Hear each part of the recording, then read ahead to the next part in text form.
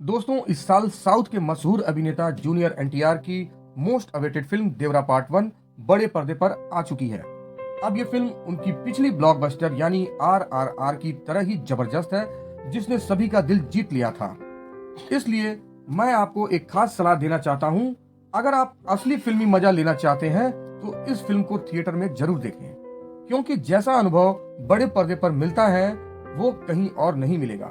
लेकिन अब मान लीजिए किसी वजह से आप इसे थिएटर में नहीं देख पाए हैं, तो चिंता मत कीजिए, हमारे पास आपके लिए एक खास तैयारी है। हम इस वीडियो में आपको देवरा पार्ट 1 की पूरी कहानी विस्तार से समझाने जा रहे हैं। आप जैसे जैसे वीडियो देखेंगे वैसे वैसे फिल्म की पूरी कहानी आपके सामने खुलती चली जाएगी। और हाँ, अगर आप पहली बार हमारे चैनल पर आए हैं तो चैनल को सब्सक्राइब करना बिल्कुल मत भूलिएगा। बेल आइकन को ऑल पर सेट करें ताकि हमारे चैनल की नई वीडियो सबसे पहले आप तक पहुंच सके। अगर आपको ये वीडियो पसंद आए तो एक लाइक जरूर करिए और कमेंट में देवरा लिखना न भूलें। इससे हमें पता चलेगा कि आपको फिल्म और हमारी वीडियो पसंद आई है। तो बिना देरी किए चलिए इस शानदार सफर की शुरुआत करते हैं और जान लेते हैं देवरा पार्ट 1 की कहानी। फिल्म की शुरुआत होती है मुंबई शहर से, जहां पुलिस हेडक्वार्टर्स में एक अहम मीटिंग चल रही होती है। इस मीटिंग में एक मंत्री सभी आईपीएस अधिकारियों के साथ चर्चा कर रहा होता है। मंत्री उन्हें बताता है कि देश में 2 खतरनाक आतंकवादी सक्रिय हैं, जिनके नाम है दया और यति। ये दोनों भाई हैं, जहां दया विदेश में रहता है और यति भारत में रहकर अपनी गतिविधियां चलाता है। हाल ही में सूचना मिली है कि उन्हें अरब देशों से बड़ी मात्रा में फंडिंग मिली है। इंटेलिजेंस रिपोर्ट के मुताबिक दया और यति भारत में अवैध तरीके से बम, मिसाइलें, बंदूकें और ड्रग्स लाने की योजना बना रहे हैं। हालांकि वे पहले भी इस तरह का सामान ला चुके हैं, लेकिन अब ये मात्रा काफी बड़ी होने वाली है। इसलिए मंत्री सभी आईपीएस अधिकारियों से कहता है कि हमें किसी भी हाल में उन्हें रोकना होगा। मीटिंग में यह फैसला लिया जाता है कि पुलिस विभाग को जल्द से जल्द यह पता लगाना होगा कि यह अवैध सामान भारत में कैसे आ रहा है। इसके लिए एक आईपीएस अधिकारी को इस मामले की जांच सौंपी जाती है। हालांकि उसका नाम नहीं बताया जाता, लेकिन यह अधिकारी साउथ के एक्टर अजय का किरदार निभाता है। जांच की जिम्मेदारी मिलने के बाद अजय अपनी टीम बनाता है और मामले की गहराई से छानबीन शुरू कर देता है। जांच के दौरान अजय को यति के एक आदमी का पता चलता है। जब वह उसे गिरफ्तार करके पूछताछ करता है तो वह व्यक्ति कबूल करता है कि वह दया और यति के लिए काम करता है, लेकिन उसने पिछले 3 महीने से उन्हें देखा नहीं है। यहाँ आईपीएस अजय उस शख्स से पूछता है कि वो लोग आखिरकार कैसे इन सारे अवैध सामान को भारत में लाते हैं, क्योंकि अगर वो शिप से सामान लाने की कोशिश करेंगे तो भारतीय कोस्टल गार्ड्स उन्हें पकड़ लेंगे और चेकिंग से नहीं बच पाएंगे। इस पर यति का आदमी बताता है कि वे लोग अपना सामान तब उतार लेते हैं जब शिप पानी में होता है, इसलिए पोर्ट पर पहुंचने पर कोस्टल गार्ड्स को कुछ भी नहीं मिलता है। यह सुनकर के अजय चौंक जाता है, क्योंकि शिप के कंटेनर्स को समुद्र के बीच में उतारना आसान काम नहीं है। फिर वो आदमी बताता है कि उनके शिप रत्नागिरी के पास आते हैं, जो आंध्र प्रदेश और तमिलनाडु के कोस्टल एरिया के पास है। जब शिप पोर्ट के नजदीक होता है, वे पहले ही सामान उतार लेते हैं और गाँव वाले उनकी मदद करते हैं। इस जानकारी के बाद अजय अपनी टीम के साथ रत्नागिरी जाता है और जांच में पता चलता है कि डीएसपी तुलसी, जो बहुत भ्रष्ट है, इन अवैध कामों में मदद करता है। डीएसपी का role south actor Abhimanyu Singh निभा रहे हैं। अजय और उसकी टीम डीएसपी से पूछताछ करती है और पता चलता है कि गांव के लोग ही अवैध सामान उतारने का काम करते हैं और उनके लीडर का नाम है भैरा, जिसे सैफ अली खान इस फिल्म में निभा रहे हैं। इसके बाद आईपीएस अजय भैरा से मिलता है, लेकिन पुलिस अधिकारी की तरह नहीं, बल्कि एक तस्कर की तरह। वह भैरा से कहता है कि उसे भी शिप से अवैध माल उतरवाना है और इसके बदले वह उसे बहुत पैसा देगा। लेकिन भैरा यह काम करने से मना कर देता है और कहता है कि उन्होंने यह काम छोड़ दिया है। अजय गुस्से में चिल्लाता है और कहता है कि उसे यह काम करना ही होगा। फिर यह सुनकर भैरा उन सभी को बहुत मारता है और उन्हें पीट पीट कर वहाँ से भगा देता है। पिटाई के बाद आईपीएस अजय अपनी टीम के साथ गाँव से बाहर चला जाता है। जब वे एक समुद्री किनारे के पास पहुँचता है, वहाँ उसे एक बूढ़ा आदमी मिलता है जिसका नाम सिप्पा है। इस किरदार को एक्टर प्रकाश राज निभा रहे हैं। अजय सिप्पा से भैरा और उसके गांव के बारे में पूछता है और जानना चाहता है कि आखिर ऐसी कौन सी वजह है जिससे भैरा और उसके लोगों ने यह काम छोड़ दिया है। सिप्पा बताता है कि इसके पीछे एक बड़ी कहानी है, लेकिन पहले अजय को उनका इतिहास समझना होगा। सिप्पा अपनी कहानी सुनाना शुरू करता है और वह बताता है कि बहुत साल पहले यहाँ एक राज्य हुआ करता था, जिसके सैनिक बेहद निडर, ताकतवर और बहादुर थे। इन योद्धाओं के जैसा कोई और नहीं था। उन्होंने कई युद्धों में राज्य को बचाया, लेकिन बार बार के युद्धों से राज्य को भारी नुकसान हुआ। जब अंग्रेज आए तो इन योद्धाओं ने उन्हें भगा दिया, लेकिन इसके चलते राज्य का पूरा शासन बिगड़ गया और राजपाट खत्म हो गया। इसके बाद वे योद्धा अपने परिवार को लेकर यहाँ गांव बसाने लगे। उन्होंने मिलकर 4 गांव बसाए और हर गांव में एक वीर योद्धा होता था जो पूरे गांव का लीडर बनता था। अब क्योंकि राजपाट खत्म हो चुका था और यहाँ के लोगों के पास रोजी रोटी कमाने का कोई जरिया नहीं बचा था, इसलिए उन्होंने पानी में उतरकर मछली पकड़ना शुरू किया और इसी से अपनी जिंदगी चलाने लगे। पर हालात धीरे धीरे और खराब होते चले गए। पीढ़ी दर पीढ़ी हमारे चारों गांव एक दूसरे के करीब आ गए। लेकिन फिर एक दिन हमारे गांव की किस्मत बदल गई। यह घटना आज से ठीक 12 साल पहले की है। सिपा बताता है कि 12 साल पहले हमारे गांव में दो आदमी आए, मुर्गा और डीएसपी तुलसी। आपको बता दूं कि डीएसपी तुलसी का किरदार अभिमन्यु सिंह निभा रहे हैं और मुर्गा का किरदार मुरली शर्मा। सिपा बताता है कि जब मुर्गा और डीएसपी तुलसी गांव में आए तो उन्होंने हमारे लोगों को काम दिया। हमारे गांव के लोग बेहद ताकतवर और बहादुर थे और यही उनकी सबसे बड़ी खासियत थी। मुर्गा और डीएसपी तुलसी ने इसी ताकत का फायदा उठाया। असल में मुर्गा अवैध कामों में लिप्त था। वह विदेशों से बड़ी मात्रा में बम, मिसाइल, बंदूकें और खतरनाक चीजें शिप के जरिए हमारे देश में लाता था। लेकिन पोर्ट्स पर कोस्टल गार्ड से पकड़े जाने का खतरा था, इसलिए मुर्गा ने हमारे गांव वालों को ये ऑफर दिया था कि वे उसके सारे सामान को पोर्ट पर पहुंचने से पहले ही उतार ले। इसके बदले उसने हमारे लोगों को ढेर सारा पैसा देने का वादा किया। इस लालच में आकर हमारे लोगों ने यह काम करना शुरू कर दिया। इसके बाद सिप्पा आईपीएस अजय को देवरा की कहानी सुनाने लगता है और बताता है कि यह सब 12 साल पहले शुरू हुआ था, जब मुर्गा और डीएसपी तुलसी ने हमारे गांव को इस अवैध धंधे में ढकेल दिया। चारों गांव के लोग हर साल एक विशेष पूजा करते हैं जिसे शस्त्र पूजा कहा जाता है। इस पूजा में चारों गांवों से दो दो योद्धा भाग लेते हैं और जो योद्धा सबसे अंत तक टिकता है वह सभी को हरा देता है, वह विजेता बनता है। इस प्रतियोगिता में जीतने वाले को इनाम के तौर पर उनके पूर्वजों के पुराने हथियार मिलते हैं जिन्हें उनके पूर्वजों ने युद्धों में इस्तेमाल किया था। इन हथियारों को अपने घर में रखना बहुत ही गर्व की बात मानी जाती है। यहाँ हमें पता चलता है कि बीते कई वर्षों से शस्त्र पूजा की प्रतियोगिता हर बार देवरा ही जीतता आया है। इसी कारण भैरवा, जो देवरा से एक गहरी नफरत करता है, बाहर से दिखाता है कि वह उसका दोस्त है, लेकिन अंदर ही अंदर वह उससे जलता है। इसके आगे कहानी में दिखाया जाता है कि देवरा के गांव का एक 15-16 साल का लड़का है जो पढ़ाई के लिए शहर जाता है और अक्सर बस से गांव और शहर के बीच आना जाना करता है। एक दिन जब वह शहर से अपने गांव लौट रहा होता है, तभी रास्ते में आतंकवादी उसकी बस को घेर लेते हैं। आतंकवादी बस पर बम से हमला कर देते हैं और जो भी लोग बचे होते हैं उन्हें गोलियों से मार देते हैं। फिर वे मरे हुए लोगों का सामान लूटते हैं। जब लड़के की डेड बॉडी उसके गांव पहुंचती है तो यह देखकर देवरा को गहरा धक्का लगता है। यह घटना उसे बेहद दुखी कर देती है क्योंकि उस बच्चे के पिता पहले ही मर चुके होते हैं और अब उसका परिवार पूरी तरह से बर्बाद हो जाता है। इसके बाद देवरा और बाकी गांव के नेताओं से मिलने मुर्गा और डीएसपी तुलसी आते हैं। वे सभी से कहते हैं कि अगले दिन उन्हें एक और माल उतारना है, लेकिन इसके बाद देवरा उन्हें सलाह देता है कि कुछ समय के लिए यह काम रोक देना चाहिए क्योंकि कोस्टल गार्ड की निगरानी काफी सख्त हो चुकी है और पकड़े जाने का खतरा बहुत ज्यादा है। देवरा की यह बात सुनते ही भैरवा और गुंजारा कहते हैं कि अगर देवरा नहीं आना चाहता तो वे बिना उसके भी काम कर लेंगे। हालांकि चौथे गांव का नेता रई अप्पा देवरा के साथ चलने के लिए मनाता है। वह उसे समझाता है कि देवरा साथ होगा तो वह उन्हें किसी भी मुश्किल से बचा लेगा। अप्पा की बात मानकर देवरा भी साथ जाने को तैयार हो जाता है। फिर वे सब काम के लिए निकल पड़ते हैं, लेकिन इस बार सुरक्षा बढ़ चुकी थी, इसलिए पानी के अंदर कोस्टल गार्ड ऑफिसर्स की भारी तैनाती थी।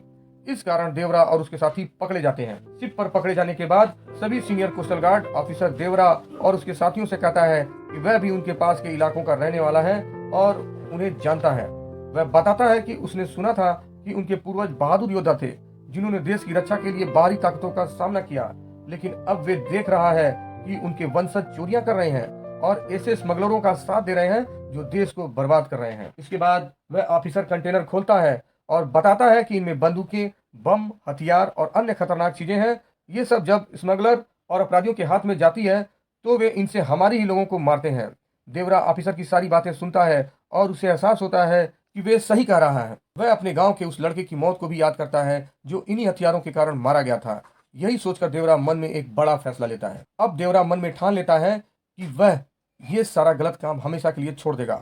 लेकिन तभी वह देखता है कि भैरा, गुंजारा, रप्पा और बाकी उसके साथी अचानक से कोस्टल गार्ड ऑफिसर्स पर हमला कर देते हैं और उन्हें मारने लगते हैं। यह देखकर देवरा उनके खिलाफ खड़ा हो जाता है और उन सबको ऐसा करने से रोकता है। फिर वह अपने साथियों से कहता है कि अब चलें और वे सभी कंटेनर अपनी बोट्स पर लादकर वहां से निकलने लगते हैं। जाने से पहले भैरा कोस्टल गार्ड ऑफिसर से वादा करता है कि अब से वह ऐसा कोई भी गलत काम नहीं करेगा और अपने गांव वालों को भी ऐसा कुछ करने नहीं देगा। इसके बाद वे सभी अपने अपने गांव लौट जाते हैं। जब वे गांव पहुंचते हैं तो मुर्गा और डीएसपी तुलसी वहां आते हैं और देवरा से अपना सामान मांगते हैं, लेकिन देवरा उनके सामने ही सारा सामान नष्ट कर देता है और साफ कह देता है कि अब से वह इनके लिए काम नहीं करेगा। देवरा चारों गांव में ऐलान करता है कि अब न केवल वह बल्कि चारों गांव में से कोई भी आदमी मुर्गा के कहने पर कोई गैर कानूनी काम नहीं करेगा, किसी भी जहाज से सामान नहीं उतारेगा। देवरा के इस ऐलान पर उसका गांव और रई अप्पा का गांव उसका समर्थन करते हैं, लेकिन भैरा और कुंजारा के गांव वाले उसका विरोध करते हैं। कुछ लोग तो देवरा से लड़ने भी आते हैं, लेकिन देवरा उन्हें कड़ी टक्कर देता है और अपने हथियार से उनकी पीठ पर निशान बना देता है। देवरा सभी से कहता है कि अगर किसी ने दोबारा ऐसे करने की कोशिश की तो उसका भी यही अंजाम होगा। हालांकि देवरा के इन सब के खिलाफ ऐलान करने के बाद भी कई गांव वाले गैर कानूनी काम जारी रखते हैं, लेकिन हर बार जब भी कोई ऐसा करने जाता है, देवरा उसे पकड़कर पूरी तरह से पीटता है और उसकी पीठ पर एक्स का निशान बना देता है, ताकि बाकी लोग समझ जाएं कि देवरा से बचना नामुमकिन है। इसके बाद चारों गांव फिर से मछली पकड़ने का काम शुरू कर देते हैं और अपनी जिंदगी मछली से ही चलाने लगते हैं। लेकिन भैरा को यह सब बहुत बुरा लगता है और वह देवरा को रास्ते से हटाने की साजिश रचता है। भैरा कुंजारा के गांव वालों के साथ मिलकर एक प्लान बनाता है कि वे सब मिलकर देवरा को मार देंगे। कुछ दिनों बाद रई अप्पा के गांव में उसकी बहन की शादी होती है, जिसमें देवरा भी आता है। शादी के दौरान भैरा और कुंजारा देवरा को बहुत सारी शराब पिला देते हैं, जिससे देवरा होश खो बैठता है। फिर कुछ समय बाद वे उसके कान में यह बात डाल देते हैं कि शादी के समय का फायदा उठाकर कुछ लोग मुर्गा के साथ मिलकर समुद्र किनारे गैर कानूनी सामान उतारने गए हैं। नशे में धुत देवरा यह सुनते ही सीधे समुद्र किनारे पहुंच जाता है ताकि उन्हें रोक सके, लेकिन असल में यह भैरा और कुंजारा की साजिश होती है। जैसे ही देवरा वहां पहुंचता है, उसे घेरने के लिए भैरा और कुंजारा के गांव के कई लोग पहले से वहां मौजूद होते हैं, जो बड़े बड़े हथियारों से लैस होते हैं। फिर वे सब मिलकर देवरा पर हमला कर देते हैं और उसे जान से मारने की कोशिश करते हैं, लेकिन देवरा एक बहुत शक्तिशाली योद्धा है और इसलिए नशे की हालत में भी वह उन सब पर भारी पड़ता है। अगली सुबह चारों गांव के लोगों को इस घटना के बारे में पता चलता है और वे सब वहां आते हैं जहां रात को देवरा ने उन पर हमला किया था। जब वे वहां पहुंचते हैं तो देखते हैं कि जिन्होंने भी देवरा पर हमला किया था उनकी लाशें पड़ी हैं और उनकी पीठ पर एक्स का निशान बना है। वहीं पास के एक पत्थर पर कुछ शब्द लिखे होते हैं जो देवरा द्वारा लिखे होते हैं। जब गांव वाले ने उन शब्द को पढ़ते हैं तो उन्हें पता चलता है कि देवरा गांव छोड़कर जा चुका है और अब वह दूर रहकर चारों गांव की निगरानी करेगा। वह चेतावनी देता है कि जो भी फिर से अवैध काम करने की कोशिश करेगा, देवरा उसे भी जान से मार देगा, बिल्कुल उसी तरह जैसे उसने पहले वालों को मारा था। हालांकि इसके बावजूद गांव के कई लोग फिर से गैर कानूनी काम करने की कोशिश करते हैं, लेकिन हर बार जब वे ऐसा करते हैं, देवरा उन्हें उसी तरह सजा देता है जैसे पहले के लोगों को। इस वजह से चारों गांव में डर फैल जाता है कि देवरा किसी को भी नहीं छोड़ेगा। अंततः सभी गांव वाले मिलकर ये सभी काम छोड़ देते हैं और फिर से मछली पकड़ने का काम शुरू कर देते हैं। इसके बाद इसी तरह 10-11 साल बीत जाते हैं और देवरा का बेटा वरा जवान हो जाता है। वरा भी अपने पिता देवरा की तरह ही दिखता है, क्योंकि वह जूनियर एनटीआर के रूप में पर्दे पर आता है। हालांकि हमें यह भी पता चलता है कि देवरा जो एक बहुत बड़ा वीर था, उसका बेटा वरा काफी डरपोक है और इसलिए वह किसी से भी लड़ाई नहीं करता। इस बीच हम भैरा को भी देखते हैं, जिसके मन में देवरा के प्रति गुस्सा और बढ़ चुका है। वह अपने गांव के उन सभी लोगों के बच्चों को इकट्ठा करता है जिन्हें देवरा ने मारा था और एक आर्मी तैयार करता है। बचपन से ही उन्हें ट्रेनिंग देकर जवानी तक वह उन्हें ऐसा बना देता है कि वे सभी किलिंग मशीन बन जाते हैं। भैरा इन्हें इसलिए तैयार करता है ताकि जब भी उसे देवरा का सामना करना पड़े, वह इन सभी के जरिए उसे खत्म कर सके। इसके आगे गांव में सब कुछ सामान्य चल रहा होता है। सभी लोग अपने काम में व्यस्त होते हैं और जब भी कोई अवैध काम करने की कोशिश करता है और समुद्र में जाता है, तब देवरा उनका वही हाल करता है जैसे उसने पहले किया था। लेकिन एक दिन अचानक से भैरा के गांव के कुछ लड़के वरा की बहन को छेड़ देते हैं। जैसे ही वरा को इसके बारे में पता चलता है, वह उन लोगों को मारना शुरू कर देता है। लेकिन जब वह उन्हें पीट कर वहां से जा रहा होता है, तभी भैरा अपने गांव के एक लड़के को जान से मार देता है। इसके बाद अगले दिन गांव में यह खबर फैल जाती है कि वरा ने उन लड़कों को पीट कर एक की जान ले ली है। जब वरा को यह पता चलता है कि उसके पीटने से किसी की जान गई है, वह सीधे भैरा के गांव जाता है ताकि माफी मांग सके। लेकिन भैरा उससे कहता है कि वह उसे तभी माफ करेगा जब वह उसके लिए काम करेगा। यह सुनकर वरा सहमति दे देता है। इसके बाद हमें पता चलता है कि भैरा ने मुर्गा और डीएसपी तुलसी से एक डील कर ली है। उसने उनसे कहा है कि उसके लड़के अब इतने तैयार हो चुके हैं कि अगर देवरा उनके सामने आता है तो वे उसे जान से मार देंगे। इसके लिए वो कंसाइनमेंट लेने के लिए पानी में उतरते हैं और इस बार भैरा देवरा के बेटे वरा को भी उनके साथ भेजता है। वह वरा से कहता है कि अगर उसे देवरा दिखे तो उसे मारना होगा। जैसे ही वे लोग पानी में उतरकर कंसाइनमेंट उतारने लगते हैं, अचानक उन पर हमला होता है। कोई उन्हें पानी में खींचकर मार रहा होता है। जब बाकी लोग उन सबको खींचकर बाहर निकालते हैं, तो वे देखते हैं कि जिन लोगों को पानी के अंदर खींचा गया था उनकी पीठ पर एक्स बना हुआ है। यह देखकर वे समझ जाते हैं कि शायद देवरा यहाँ आकर ऐसा कर रहा है। लेकिन यहाँ एक बहुत बड़ा खुलासा होता है। असल में वह देवरा नहीं बल्कि देवरा का बेटा वरा ये सब कर रहा होता है। जब वरा उन सभी को पीठ पर एक्स बनाकर उन्हें बेहोश कर देता है तो वह उन्हें शिप में डालकर तट पर ले जाता है। वहां पर प्रकाश राज यानी सिप्पा मिलने आता है। हमें पता चलता है कि जिस रात सभी ने देवरा पर हमला किया था उसी रात देवरा की मौत हो गई थी। लेकिन वरा और सिप्पा ने मिलकर देवरा को मरने के बाद भी कहानियों में जिंदा रखा ताकि चारों गांव में डर बना रहे और कोई भी गलत काम करने से पहले 100 बार सोचे। इतना ही नहीं, देवरा की मौत के बाद जिन लोगों को लगा कि उन्हें देवरा ने मारा है, वास्तव में वे सभी को वरा नहीं मारे थे। जब हमें पता चलता है कि देवरा की मौत हो चुकी है और वह उसी दिन मरा था जब उन लोगों ने उस पर हमला किया था, तब यहाँ एक बड़ा सवाल उठता है। सवाल यह है कि जिस दिन देवरा ने उन सभी को मार डाला तो आखिर उसकी मौत कैसे हुई? किसने देवरा को मारा? अंत में हमें इसका जवाब मिलता है।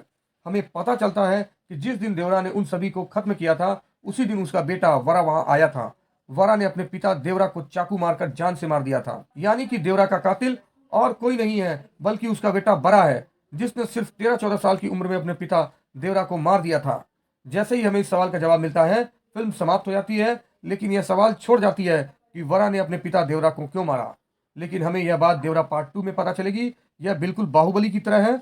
बाहुबली देखने के बाद हर किसी के मन में यही सवाल उठता था कि आखिर कटप्पा ने बाहुबली को क्यों मारा। अब देवरा फिल्म देखने के बाद भी सभी के मन में यही जिज्ञासा रहेगी कि देवरा के बेटे वरा ने अपने पिता को क्यों मारा।